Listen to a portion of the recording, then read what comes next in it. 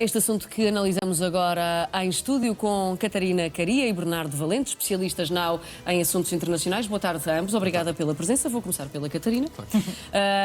Perante estas ameaças, enfim, nós estamos habituados a ouvir Donald Trump ameaçar recuar, no fim, no limite a falar muito, não é? E depois a não fazer nada, mas a verdade é que devemos levar este aviso em verdadeira consideração, Catarina. Boa tarde, Patrícia. Boa tarde também, Bernardo. Este é o grande problema de utilizar a retórica como uma arma de guerra. É que a partir de uma certa altura começa a perder credibilidade. Começa a perder credibilidade aos olhos de quem está atento às reações da Bolsa e por isso mesmo estão no vermelho. Exatamente, e os próprios apelos de Donald Trump. O Nasdaq, a Bolsa Tecnológica, o índice tecnológico está no vermelho. Claro, porque naturalmente que os apelos de Donald Trump e o piscar de olho aos investidores apelando a alguma serenidade e que naturalmente este conflito se resolveria no prazo de 4 a 5 semanas, começa a ser desconstruída pela realidade no terreno. E aquilo que Donald Trump tem feito desde o início desta incursão militar é dizendo que os Estados Unidos estão a concretizar os seus objetivos, que estão cada vez mais próximos de eliminar completamente a ameaça iraniana. Falamos obviamente aqui da vontade que os Estados Unidos têm de encetar uma mudança de regime, portanto acabar completamente com a ideia de que o Irão, a dinastia iraniana, aquela que coloca os Estados Unidos e que olha para os Estados Unidos e para Israel como verdadeiros diabos e alvos a abater, acabaria. E por outro lado, a total obliteração, utilizando aqui a palavra de Donald Trump, da capacidade nuclear do Irão. Mas embora com seriedade, ou melhor, embora devamos olhar para estas afirmações de Donald Trump com seriedade, é também preciso perceber que esta é a forma que Donald Trump tem de comprar tempo e de, no fundo, conseguir sempre cantar vitória, independentemente do resultado desta guerra. É exatamente isto que a Catarina dizia, usar a retórica como arma de guerra, mas depois entra-se aqui em alguma descredibilização, porque na realidade o mundo inteiro não quer ou espera que não aconteça este ataque, mas se não acontecer, o que é que vai ser de Donald Trump? Sim. Olá, Patrícia. Olá, Catarina. Boa tarde. Era o que a Catarina estava a dizer, ou seja, não há credibilidade nenhuma quando Donald Trump no mesmo post escreve: realmente há uma mudança de regime, as pessoas agora são muito mais ponderadas. E ao mesmo tempo não existe nada, não é? Mas na verdade vou rebentar com aquilo tudo. Portanto, quando temos trocado por miúdos é exatamente isto. Quando temos estas duas realidades no mesmo post, portanto, estamos a falar de 200 caracteres, não é? Portanto, nem mais que isso.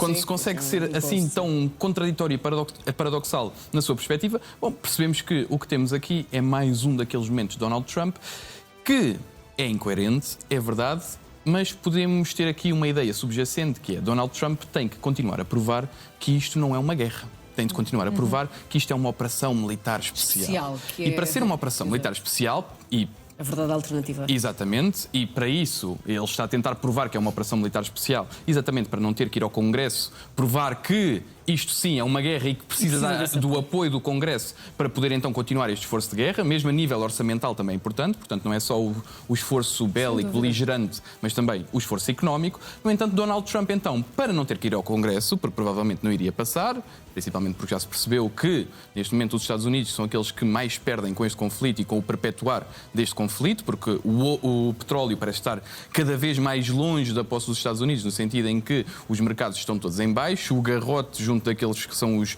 cidadãos comuns e aquele que é o aperto económico junto dos cidadãos comuns norte-americanos tem sido cada vez mais exacerbado e, portanto, Donald Trump não quer ir ao Congresso. E, portanto, o que vai fazer é, hoje, e claro que isto é a minha perspectiva e é extremamente subjetivo, hoje, daqui a 8 horas, cerca de 8 horas, como vemos ali no countdown, exatamente, vai dizer: bom, realmente se consegui ter aqui algum avanço junto destas pessoas mais moderadas que estão agora nesta liderança de um regime renovado dos ayatollahs, portanto é teocrático na mesma, as pessoas que lá estão sabemos que são de uma linha dura e que se candidataram aliás a eleições em tempos nessa mesma linha dura. E Donald Trump vê neles intermediários de alguma forma, intermediários mais moderados, portanto, isto é uma inverdade no mínimo. E Donald Trump vai dizer: pronto, realmente consegui ter esta conversa, e ao ter esta conversa percebi que podemos dar mais uma semana, mais 2 semanas, porque estamos perto de desbloquear o Estreito de Hormuz, estamos perto de alcançar todos os objetivos bélicos, tal e qual como fez ontem na sua conferência de imprensa. Portanto, o que temos aqui é, no fundo, mais uma manobra daquilo que identificamos agora como o taco Trump, não é? Portanto, o Trump que always chickens out. Portanto, o Trump que tenta sempre fugir àquilo que são as suas promessas bélicas, porque sabe também que o apoio dentro dos Estados Unidos, neste momento, mesmo dentro da administração de Trump, como falávamos ontem... Aliás, não Trump ontem assumiu que havia muitas pessoas contra esta sua vontade. E não apenas chefias militares. Muitas pessoas também por parte desta administração. E não me parece que seja por acaso que agora é J.D. Vance a fazer o périplo pela Europa, por exemplo. J.D. Vance, que é muito menos bélico do que Trump, e é por isso que Exet acaba por tomar esta dianteira, não é? Certo. Sim, porque neste momento, até mesmo se repararem, onde é que anda Marco Rubio? Tem andado também bastante afastado dos holofotes, precisamente porque é a retórica mais bélica que Donald Trump considera ser a mais fácil de utilizar e explicar aos americanos o porquê desta agressão. E eu gostava de pegar naquilo que o Bernardo dizia, precisamente sobre o esforço financeiro, e recordar que Donald Trump, precisamente neste fim de semana de Páscoa, não foi uma gafe, não foi uma falha, não foi uma falta de compreensão. Donald Trump disse mesmo, os americanos terão de pagar mais impostos estatais, porque, na verdade, ao governo norte-americano cabe gerir o esforço de guerra, cabe proteger os nossos militares e, portanto, tudo aquilo que são os cuidados com a saúde, com a educação, etc., cabe ao campo estatal. E dizendo, portanto, que claramente o America First e a ideia de investir primeiro na América, de investir nos americanos, de evitar guerras estrangeiras, foi completamente para fora de mão nesta administração. E, inclusive, Donald Trump, apresentando o orçamento para 2027, pede um aumento de 40% naquele que já era um orçamento bem redondo para a defesa. Estamos a falar neste momento de 1,5 trilhões de dólares, para além dos 200 mil milhões que, entretanto, Donald Trump quererá pedir ao Congresso para apoiar precisamente esta guerra. E, portanto, nós vemos aqui uma inversão de prioridades naquilo que era a imagem de Trump aos olhos dos republicanos e todos aqueles que voluntária e conscientemente votaram neste presidente. Isto não é um acaso, foi uma escolha feita pelos americanos, e esta guerra no Irão é também uma escolha desta administração. Eu só espero mesmo é que não haja, de facto, fatalidades ou ainda mais fatalidades por parte dos militares norte-americanos em território iraniano, porque aí nós teremos um escalar e um perpetuar desta guerra que, aos olhos de Donald Trump, será absolutamente justificada depois de morrerem militares no Irão. Aí já será uma iniciativa que não irá, os Estados Unidos não irão conter, mas de resto, por parte do Irão também houve este apelo para que os jovens saíssem à rua e criassem correntes humanas em torno destas infraestruturas que os Estados Unidos ameaçam rebentar. É exatamente esta a expressão.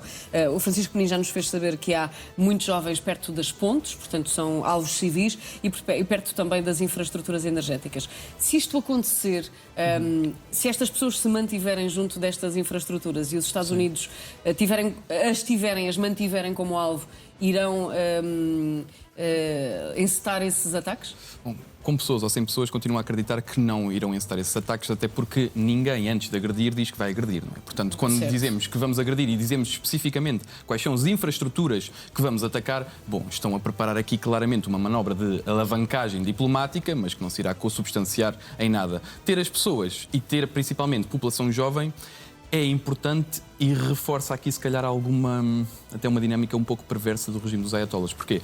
A população que vinha saindo à rua, insurretos, manifestantes contra o regime teocrático, eram precisamente os mais jovens, os mais escolarizados também, num ecossistema universitário que tem sido, inclusive, muito atacado pelos Estados Unidos também, como foi o Instituto Pasteur, também do ramo farmacêutico. E estes jovens eram o grande centro nevrálgico dos protestos contra o regime teocrático. E agora serem estes mesmos jovens que estão a dizer: se calhar os Estados Unidos ou os americanos passaram dos limites. Não é isto que procuramos também para o destino do país. Procuramos, sim, uma diferença naquilo que seria a radicalização do regime teocrático, portanto um regime mais mitigado na sua força, porque a Revolução Islâmica, quando se fez, o objetivo não era necessariamente caminhar para este estado de coisas como caminhou agora. Portanto, acabámos com o pior outcome possível, a pior saída possível da Revolução Islâmica. Portanto, o que esta população está a dizer também é que... E que não foi feito pelo próprio Estado Islâmico. Claro.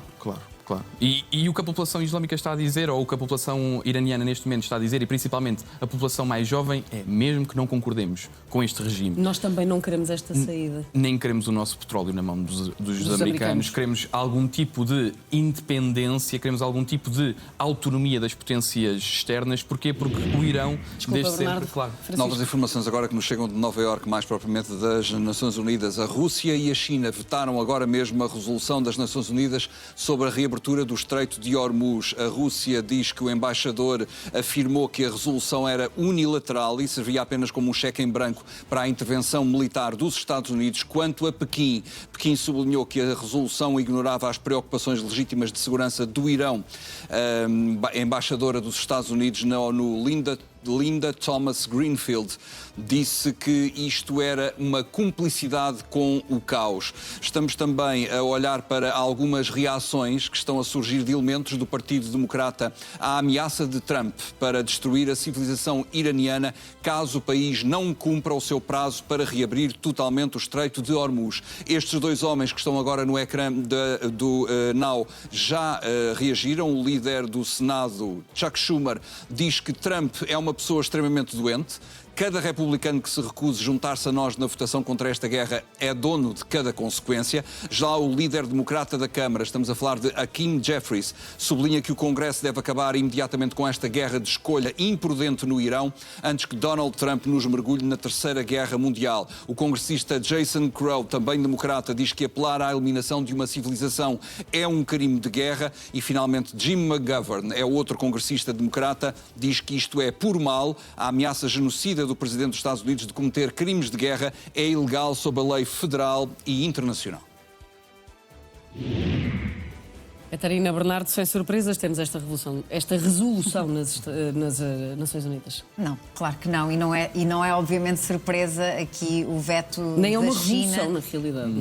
da China É o oposto. e da Rússia.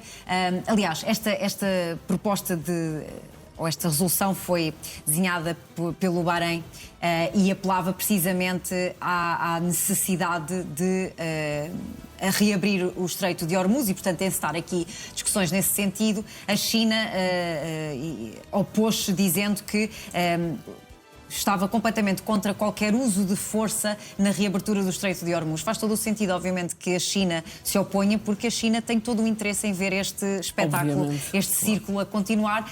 Eu tenho trazido para estas conversas a capa do The Economist sobre, com a imagem de Donald Trump e de Xi Jinping por trás a sorrir e utilizando a expressão de Bonaparte, dizendo nunca interrompas o teu inimigo quando está a cometer um erro. Porque é de facto isso que a China está sentada a beber um chá e a assistir a este círculo por parte da administração Trump. Por outro lado, a Rússia, sendo um enorme parceiro económico, um aliado do Irão, obviamente que também não poderia apoiar esta reabertura do Estreito de Hormuz, até porque esta é uma guerra cujo único desfecho possível é, de facto, com os Estados Unidos a destruírem por completo o Irão. O Irão só parará quando os Estados Unidos tiverem a percepção de que não poderão repetir este episódio. Até porque a Rússia é produtora de petróleo e também não tem qualquer interesse em que isto funcione. Claro que não, e isto é mais um exemplo do falhanço das instituições que fomos criando ao longo dos anos.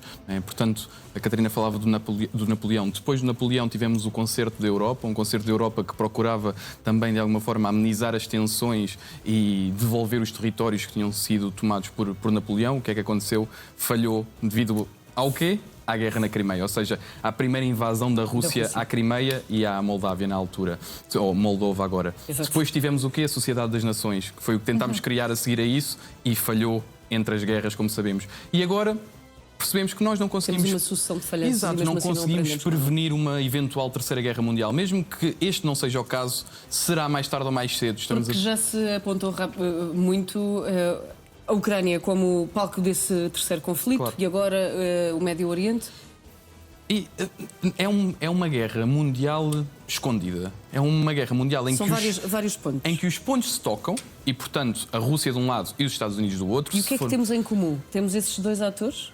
Estados Unidos e Rússia? E temos um ator que corre por fora Que e é a que China. tem todo o interesse em continuar a correr por fora, que é a China, porque E tem o a interesse sua... em comum que também é o petróleo E o petróleo, claro. E a sua teoria da ascensão pacífica, que é algo que os chineses, desde os seus planos quinquenais, vêm desenvolvendo, que é esta ideia de que, se não nos metermos muito nos conflitos... É deixar acontecer. Exato, deixamos acontecer, os nossos inimigos vão se derrotando, vão se degladiando e vão perdendo os seus recursos e nós vamos ascendendo pacificamente. E reparem que, se olhávamos para a China há uns anos como aquele Estado isolado, comunista, neste momento vemos a China envolvida em todas as grandes organizações internacionais, incluindo, por exemplo, a ASEAN, que foi criada precisamente para derrotar a influência chinesa na Ásia. Vemos, por outro lado, a China a tomar conta daquilo que é o multilateralismo competitivo, portanto, a partir do momento que transitamos da cooperação, que é aquele ideal liberal que fomentou estas instituições e que era dominado pelos hegemónicos Estados Unidos, neste momento passámos desse multilateralismo mais idealista, mais cooperativo,